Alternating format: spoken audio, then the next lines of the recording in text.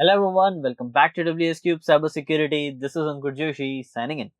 And आज की इस वीडियो में हम डिस्कस करेंगे लॉग्स एंड मेटा डेटा के बारे में। अब आगे बढ़ने से पहले जानते हैं लॉग्स एंड मेटा डेटा होते क्या है। अब ज्यादा टाइम वेस्ट नहीं करेंगे इन चीजों में, प्रैक्टिकल पे बढ़ेंगे, बट उससे पहले शॉर्ट इंट्रोडक्शन इनका होना जरूरी है। इसलिए लॉग्स उन चीज का रिकॉर्ड है जो भी चीजें परफॉर्म करी गई है, यानी काइंड ऑफ एक digital footprint, right. And Meta data कई सारी चीजें बताता है एक फाइल के बारे में, कब बनाई गई, किसने बनाई, किस सॉफ्टवेयर या किन चीजों का यूज करके बनी गई, एंड ओरिजिनल उसका सिग्नेचर क्या है, वो किस फॉर्मेट में है, एंड मेरी मोर। ये सारी चीजें आपको मेटा डेटा में पता चलती है। लॉग्स क्या हुआ है वो बताता है, मेटा डेटा फाइल एग्जैक्टली क्या है वो बताता है। एंड ये दोनों ही चीजें हमारे डिजिटल फॉरेंसिक्स में हमारे लिए बहुत बहुत बहुत इंपॉर्टेंट है। अब करना क्या है, कैसे चेक करें, चलो बिना देरी के चलते हैं हमारे स्क्रीन पर और शुरू करते हैं हमारा प्रैक्टिकल। तो यहाँ पर मैं VMware को ओपन कर देता हूँ सिंपली, जो कि हमारी लैब है जिस पे अपन सारी चीजें टेस्ट करते हैं। एंड मैं पैरेट ओएस को अपने स्टार्ट कर देता हूँ ताकि यहाँ पर अपन इसी पे टेस्टिंग सारी परफॉर्म कर पाए। Let's just wait to turn it on and then we shall continue. Okay, almost अभी स्टार्ट हो ही गया है। एंड हाँ, तब तक मैं आपको लोगों को एक चीज बता देता हूँ, यहाँ पर डिजिटल फॉरेंसिक्स में लॉग्स बहुत ज्यादा मैटर करते हैं, इसीलिए कई सारे वेबसाइट SIEM टूल्स का यूज करती है लॉग्स को कंटिन्यूसली स्टोर करने में। हाँ, ये टूल जो है और भी कई सारे काम करते हैं, बट इसका ये मेजर काम भी रहता है वो लॉग्स को कंटिन्यूसली भी बैकअप रखे। कंटिन्यूस लॉग का बैकअप आपके लिए बहुत बेनिफिशियल होता है। चलिए लॉग इन कर लेते हैं अब, राइट। तो लॉग्स कंटिन्यूसली बैकअप अगर हैं तो आपके लिए बेटर है, तो एक ऐसी सर्विस ऑप्ट करो जिसमें आप लॉग्स कंटिन्यूसली मॉनिटर होते रहे एंड कुछ इंसिडेंट वाले लॉग्स तो सेव हो जाएं ताकि आप उन्हें चेक कर सकते हो। अलर्ट ऑप्शन भी रहता है इन सब चीजों में, इन पे हम और आगे बात करेंगे, सीम टूल्स के बारे में अच्छे से डिस्कस करेंगे।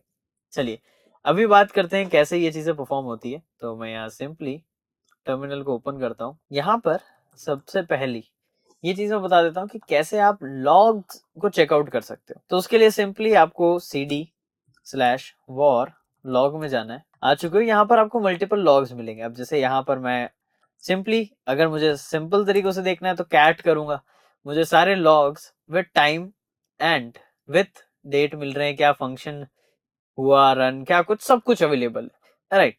सिंपली मैं कैट करके चीजें देख सकता हूँ। अब कई बार होता है कि फाइल बहुत बड़ी होती है, राइट, तो उस केस में हम क्या करें, उस केस सिनेरियो में आप रिसेंट या लेटेस्ट इन तरीकों से सॉर्ट कर सकते हो। कैसे सॉर्ट करना है मैं आपको बताता हूँ। लेट्स सपोज हम चलते हैं कुछ ऐसे लॉग पे जिसको हम देख सकें, जो कि ज्यादा बड़ा लॉग हो। तो लेट्स सपोज हम चलते हैं नेटवर्क लॉग पर and let's go for cat करते हैं हम VMware network. So VMware network.log and enter. Okay, ये तो और शॉर्ट लॉग था।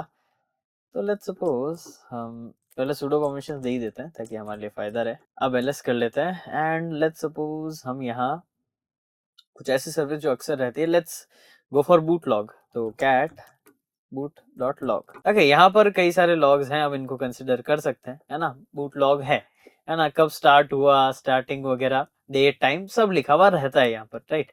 अब हाँ, वैसे देखा जाए ज्यादा बड़ा नहीं है, बट काफी ज्यादा लॉग्स काफी बड़े होते हैं क्वांटिटी में, या स्टोरेज काफी लेते हैं। अब यहाँ पर अगर आपको इसको सिंपली सॉर्ट करना है तो आप लिख सकते हो हेड एंड देन फाइल का नाम। तो हम यहाँ पर boot.log को कैट की जगह हेड लिखते हैं एंड एंटर कर। तो यहाँ पर क्या होगा, स्टार्टिंग की 10 लाइंस यहाँ पर शो करेगा। हाँ, अब अगर आप हेड -h लिखते हो, हेल्प लिखते हो, तो यहाँ पर डैश हेल्प लिखते हैं हम, तो आपको यहाँ फंक्शन मिलेगा कि कैसे आप क्वांटिटी डिसाइड कर सकते हो -n नंबर से। तो लेट्स सपोज मैं हेड एंड -n, मुझे टॉप 5 लाइंस ही चाहिए, तो मैं सिर्फ 5 लाइंस प्रिंट करूंगा। मुझे 15 चाहिए तो मैं 15 लिखूंगा, डिफॉल्ट 10 रहती है, ये आपको ध्यान रखना होता है। तो इससे आप डेटा फिल्टर इजीली कर पाते हो, ये आपके लिए बेस्ट है। एंड सेकंड, और जो लॉग्स को एनालाइज करने के लिए यूज करा जा सकता है वो है टेल। अब टेल एंड देन फाइल का नाम, तो मैं यहाँ बूट वाली फाइल को ही यूज करता हूँ। एंड यहाँ पर आप देखोगे ये लास्ट के 10 रिप्रेजेंट कर रहा है। अगर हम यहाँ पर भी अगर फंक्शन देते हैं नंबर का और एंटर करते हो तो सिर्फ लास्ट के 5 शो करेगा। हेड टॉप के 10, टेल्स लास्ट के 10, ये लाइन शो करता है और अगर आप उन्हें डैश n से नंबर देते हैं तो वो उसके अकॉर्डिंगली काम करते हैं। अब ये दोनों चीजें यूज करी जाती है, कैट, हेड एंड टेल। ये चीजें यूज करी जाएगी आपके लॉग्स को जनरली एनालाइज करने में इन अ सिस्टम। अगर आप मैनुअली करते हैं तो अगर एक वेबसाइट है तो आपको वहां पर लॉग मैनेजर मिल जाएगा, ऐसे कई सारे टूल्स मिल जाएंगे जिसपे आपको डेटा सारा सॉर्टेड मिलेगा फिल्टर ऑप्शन के साथ। लेकिन सिस्टम्स में हम जब कमांड लाइन पे काम करते हैं ये सब ऑप्शंस नहीं मिलते, तो हमें ये मैनुअली करना पड़ता है। अब ऐसी ही चीजें अगर आप टर्मिनल पे करना चाहते हो फॉर मेटा डेटा, तो उसके लिए आपको चाहिए EXIF टूल। तो लेट्स सपोज यहाँ पर कोई इमेज है या नहीं, मैं चेक कर लेता हूँ। हमें एक इमेज की रिक्वायरमेंट होगी इस चीज के लिए। ओके, आई थिंक यहाँ पर अवेलेबल तो नहीं है। मैं मेन सिस्टम पे चल लेता हूँ, मेरा मेन सिस्टम भी लिनक्स है तो कोई दिक्कत नहीं आएगी। Okay, no issues.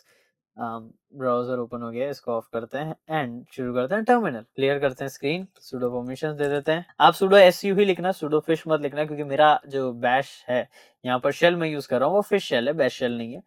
तो यहाँ पर थोड़े से कमांड ज्यादातर वेरी करते हैं, ज्यादा कुछ डिफरेंस नहीं लाते हैं। यहाँ पर ऐसे ज्यादा कुछ प्रॉब्लम नहीं है, आपको सिंपली बस EXIF टूल लिखना है। EXIF लोडर नहीं, EXIF tool. Okay, let's go for EXIF tool. Available नहीं है तो हम इसको इंस्टॉल कर लेते हैं। अब आप लोग apt इंस्टॉल करोगे, apt इंस्टॉल EXIF टूल और एंटर करोगे, राइट। बट मुझे यहाँ पर यूज करना पड़ता है पैकमैन, तो मैं यहाँ पर Pacman -s and then EXIF tool. ठीक है, ये कमांड्स जरूरी नहीं है। Okay, at moment I guess यहाँ EXIF टूल इसे नहीं मिला है। सिंपली हम एक काम करते हैं, इसे टर्मिनल पे यहीं ट्राई कर लेते हैं। EXIF टूल आई गेस यहाँ पर अवेलेबल है, राइट, यहाँ अवेलेबल है। तो हमें बस चाहिए एक इमेज, तो हम इमेज के लिए काम करते हैं। लेट्स सपोज हम कोई तो फाइल में कुछ पिक्चर्स होगी, तो लेट्स चेक इट, और नहीं तो हम ब्राउजर से डाउनलोड कर लेंगे। चलो डाउनलोड ही कर लेते हैं, एक छोटी सी इमेज में कोई फर्क नहीं पड़ता, right. So let's download a wallpaper for PC। Let's just search that and wait करते हैं आउटपुट का। कोई भी एक वॉलपेपर उठा लेते हैं, राइट, कोई फर्क नहीं पड़ता। हम डाउनलोड कर लेते हैं इसको सिंपली एंड हम इसे डाउनलोड कर लेते हैं। चलिए, एंड डेस्कटॉप पे ही करते हैं, सेव कर लेते हैं। ठीक है, हमारा काम हो गया। हमें फाइल चाहिए थी, हमें फाइल मिल गई एंड दैट्स ऑल। ठीक है, अब आते हैं EXIF टूल पे एंड उसे हम बस फाइल की लोकेशन देंगे, जो कि पहले हम डेस्कटॉप पे ही आ जाते हैं। cd/home अंकुर डेस्कटॉप ls करते हैं, यहाँ फाइल आ गई है एंड फाइल का नाम देख लेते हैं, png file ls grep png था I guess, jpg right, pixel नाम है फाइल का। तो सिंपल हम क्या करेंगे, EXIF टूल लिखते हैं, EXIF tool and then file का नाम। ओके, फाइल का नाम लिखते ही इसने सारा डेटा हमें लाके दे दिया उस फाइल का। अब थोड़ा डेटा एनालाइज करते हैं, है ना। वर्जन ये तो टूल का है, फाइल का नाम, कितने MB की फाइल है, राइट। अब date, modified file access and file की चेंज डेट सब यहाँ पर सेम है, क्योंकि अभी ही तो हमने इसे डाउनलोड किया है, राइट। बट स्टिल अगर हम परमिशंस देखें तो यहाँ परमिशंस दिख रही है, रेजोल्यूशन यूनिट, XY साइज यानी डायमेंशन, कलर स्पेस डेटा भी यहाँ विजिबल है एंड मेनी मोर। यहाँ पर देखिए कई सारा डेटा अवेलेबल है। जैसे आप चेकआउट करें तो बाइनरी डेटा भी अवेलेबल है। अब -b फंक्शन से उसे एक्सट्रैक्ट कर सकते हैं, राइट। एंड यहाँ पर YCVCR जो सैम्पलिंग है वो यहाँ पर मेंशन्ड है। ये ऑब्वियसली फोटोज और इमेजेस के लिए होती है। अब हमारे लिए इंपॉर्टेंट पॉइंट आता है कि यहाँ हमें ऐसा कुछ क्या मिला जो हमारे खास है। देखिए, हमारे लिए इंपॉर्टेंट है प्रोफाइल डेट। ऑब्वियसली ये कुछ हमें इसके बारे में बता रही है। अब ये बता रहा है कि इस ड्यूरेशन में इसमें कुछ प्रोफाइल ऐड हुई थी एंड वो प्रोफाइल का प्लेटफॉर्म है माइक्रोसॉफ्ट, यानी ये जो इमेज है वो प्लेटफॉर्म माइक्रोसॉफ्ट पर बनाई गई है, राइट। एंड यहाँ पर लाइनोट्रोनोइक समथिंग प्रोफाइल होती है, उसका यूज करा गया है, राइट। ये चीजें यहाँ पर एडेड है, राइट। अब इसमें कई सिनेरियो में अगर वो फोन से खींची हुई पिक्चर होती, यहाँ आपको लोकेशन भी मिलती, राइट। आप ट्राई कर सकते हैं, एक सिंपल अपने फोन से खींची हुई लोकेशन को क्लिक करें एंड उस फोटो को EXIF टूल के साथ यूज करें।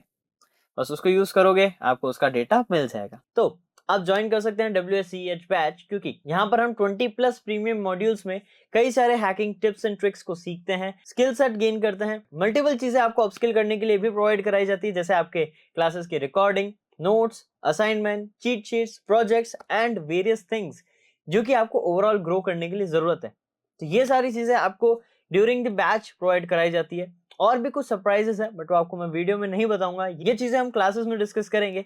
एंड अगर आप इंटरेस्टेड हैं तो दिए गए नंबर पे आप कांटेक्ट कर सकते हैं। डिस्क्रिप्शन में और भी डिटेल है, so do check them out. Data Excel tool से इजीली निकाल सकते हो जो कि आपको काफी ज्यादा डेटा लाके देगा। और यहाँ तो सिंपल एक वेबसाइट से डाउनलोडेड इमेज थी, सिस्टम से लोडेड इमेज होती या कैमरा से क्लिक्ड इमेज होती, यानी ऐसे इमेज जो सिस्टम का पार्ट है उसमें आपको और ज्यादा क्लैरिटी में डेटा मिलता है, क्योंकि यहाँ तो ये ऑनलाइन डेटा है तो वो चेंज करते हैं, राइट। बट हमने बस एक सैंपल दिया है ताकि उसे हम यूज करके चेक कर सके। तो होप आपको ये चीजें समझ में आई हो अच्छे से एंड आप इसको ट्राई जरूर करेंगे।